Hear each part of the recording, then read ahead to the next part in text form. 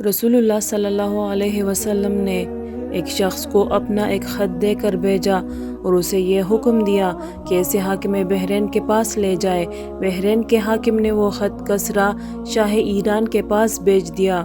جس وقت اس نے وہ خط پڑھا تو چاک کر ڈالا۔ راوی کہتے ہیں اور میرا خیال ہے کہ ابن مسیب نے اس کے بعد مجھ سے کہا کہ اس واقعے کو سن کر رسول اللہ صلی اللہ علیہ وسلم نے اہل ایران کے لیے بد دعا کی کہ وہ بھی چاک شدہ خط کی طرح ٹکڑے ٹکڑے ہو جائے۔